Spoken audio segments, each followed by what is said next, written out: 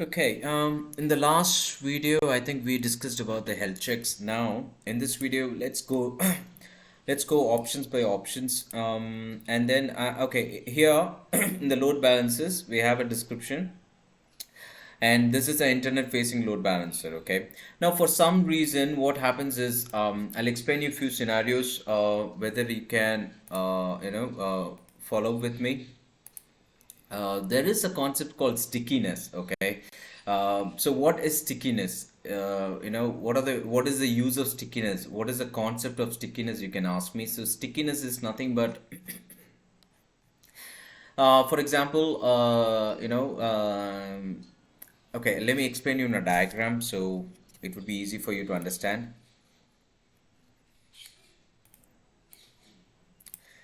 Okay, so here we go. Okay, cool. Now, great. So this is one person called John, and this is one person called Sam, and this is one person called Matt. Okay, now you have three users. Okay, and this is a load balancers we have created. Yeah, got it.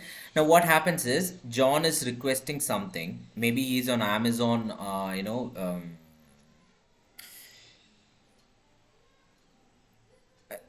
mean Amazon shopping application or Flipkart or something. So he is doing it, and then this request is going to one EC2 instance. This is EC2 1.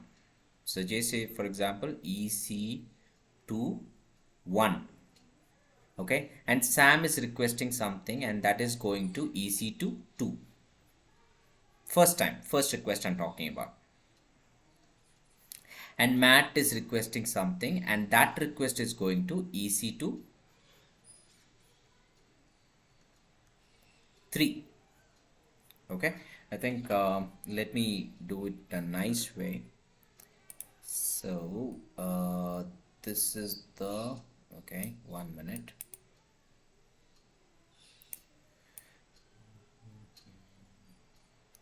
So I'll put a nice color coding for you people.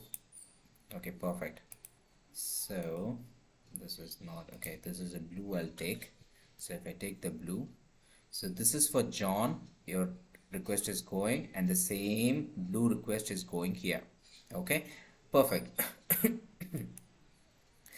this is the pink one, I'm using it for Sam. So Sam's request is coming here, and the same pink request is going to EC2. Okay, and then I'm going to choose something like green. So green is for Matt, and then Matt request is going here, and the same Matt's request is going to EC2 this machine. Okay, now session is nothing but if the John is requesting again, okay, if the John is requesting this blue again, the second request, you are telling the load balancer, okay, if the John is requesting again, then the same request should go to the same machine. It should not go to some other machine. If the Sam is requesting again, then it should go to the same machine, EC2 machine. If the Matt is requesting again, then it should go to the same EC2 machine. So this we call it as a sticky sessions, or maybe you can call it as a session affinity. Okay, so this concept works for classic load balancer and application load balancers both. Okay, so how the stickiness is enabled is nothing but it's because of something called cookies, which we will talk about it. Yeah, so let's show you how to enable the cookies real quick. But before you enable the cookies, I want to show you something. Before you enable the cookies, let's see, I'm going to copy the demo in DNS name for this load balancer from here, and I'm going to open a new incognito window, and as usual I pasted the same thing. I'm hitting refresh. So we are witnessing that the traffic is hitting 113 first, then it's going to 242, then it's going to 209. So it's hitting 3 instances. Remember, it's hitting 3 instances every time I refresh it. Now, after you enable stickiness, it should go to only 1 instances. So that's what I'm trying. So I am, for example, I am John. Okay. So based on the example, I'm John. Okay. So right now, John is hitting DNS and I'm getting it's hitting on all the 3 machines, After enable the stickiness concept, I should go to only 1 machine. That is the concept. Now how you will achieve, that is what.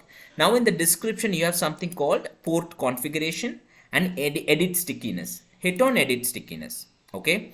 Now you just choose enable load balancer generated cookies. So the load balancer will generate its own cookies, and you want how many seconds this should be active. So if you leave it blank, it will leave blank to disable cookie expiration. There will not be any expiration.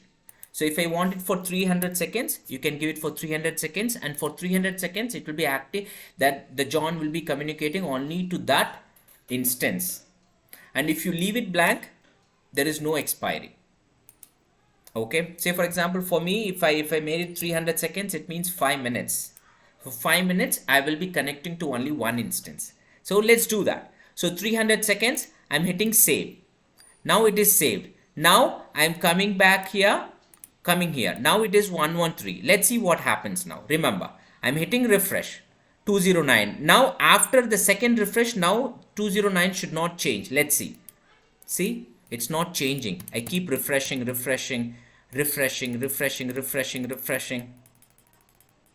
You understood the stickiness concept now? Got it? Now I'm going back here, edit stickiness, and I'm disabling the stickiness, saved, coming back, refresh, it should change. See, it is changed.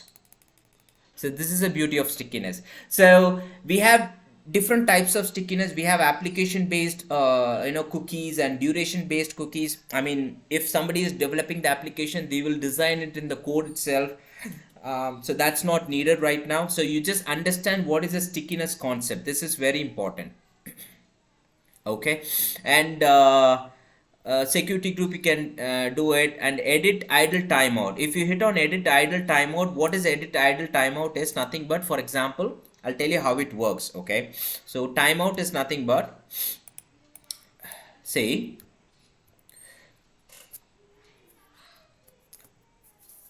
so this is your load balancers here.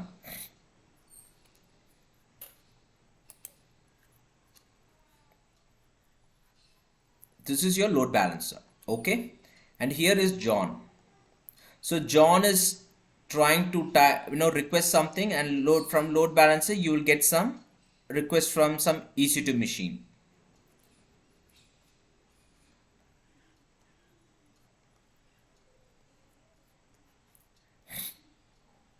This is ec2 1, 2 and 3. So say for example, the load balancer is not getting any kind of request for some time. Okay, so that we call it as an idle timeout.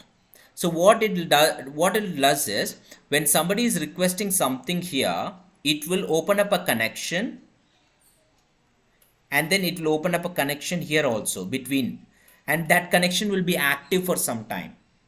So if nobody is requesting after 1 or 2 minutes, then it will disconnect it.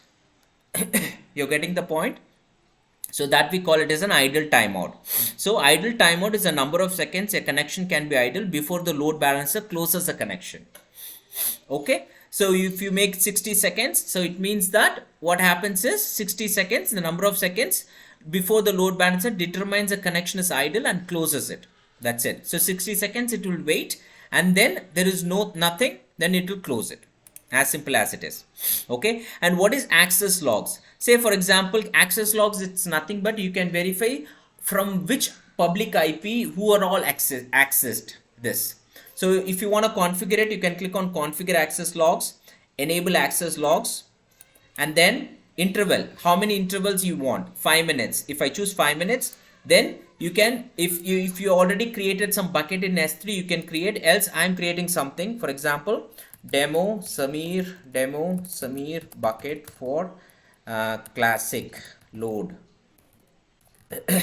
and I'm create this location for me, which means this bucket is not there already. If you want to see that, I can show it to you. See, for example, I'm in S3 here.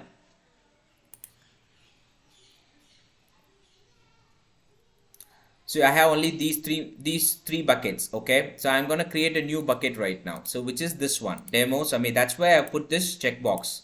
Okay, if you don't put this checkbox, if you hit on save, it will tell you that this bucket does not exist.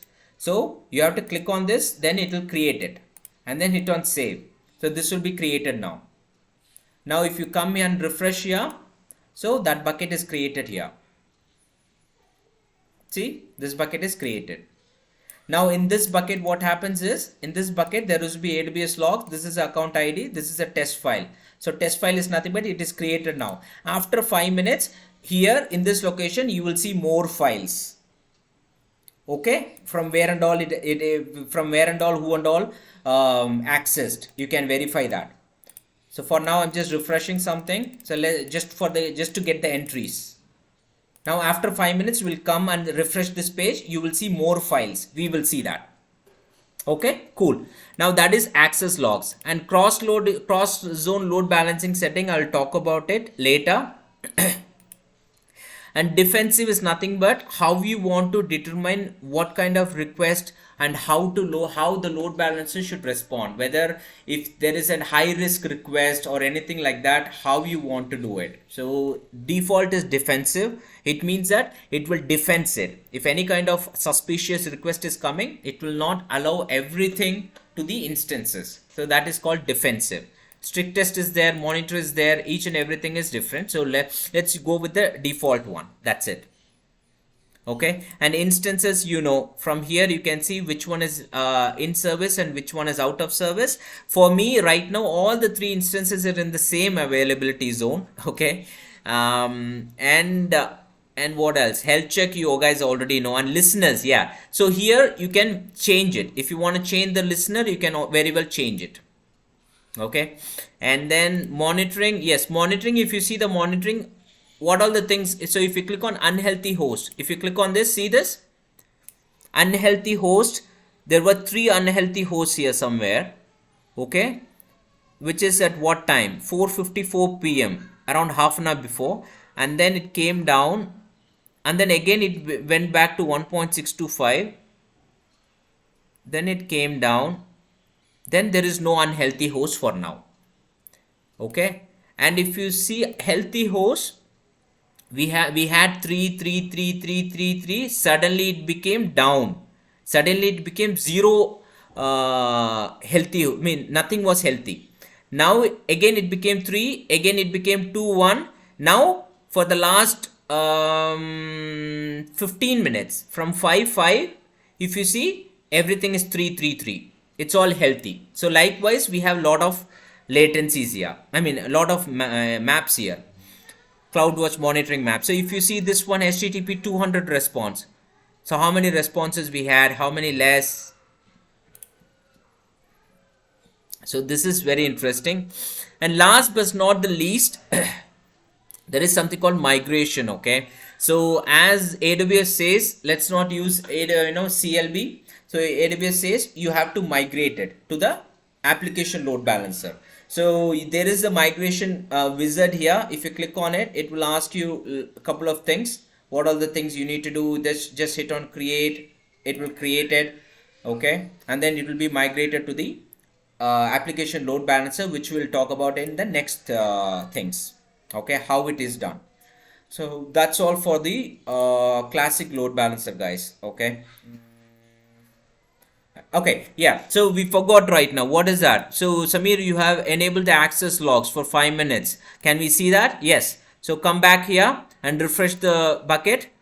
So it's not yet 5 minutes. Let's see. See this? There is a folder created. Elastic load balancing folder created. Click on it. And then AP South 1 is created. 2022 is created. 01 created. 06 created. Okay, see? There is a log file triggered, which is 6.3 KB file. When it happened, 521, 1721 is 521, 2 minutes back. Click on this log file. Okay, and then scroll down, click on this object URL. Okay, not here, I'm sorry. And then you have to hit on download here. Click on download, open it. See, this is a timestamp 2022 demo classic load balancer, and this is my IP, public IP. From here, from this port, this is a random port. Okay, and what is my public IP? If you go here, I'll show you. I'll just type what is my IP. See, 49.207.216.245. Let's see, is it the same?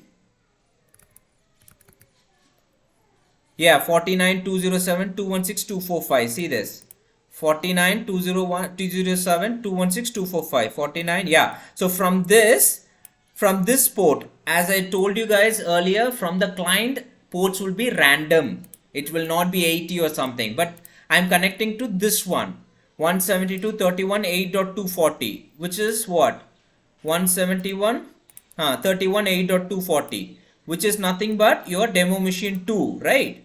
If you go here, instances, demo machine 2, I'm connecting to 171.31.8.1.240 on the port 80, and these are all the seconds. I'm getting the 200 responses. 200 means successful response.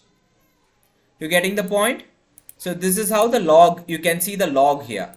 So each and everything, this is a timestamp. See, this is one paragraph. Okay, and this is another paragraph. Each and everything is one request. Okay, so that's all guys for classic load balancer. I think we have covered all the options here. You can also play around with whatever I said, guys. Yeah, thank you.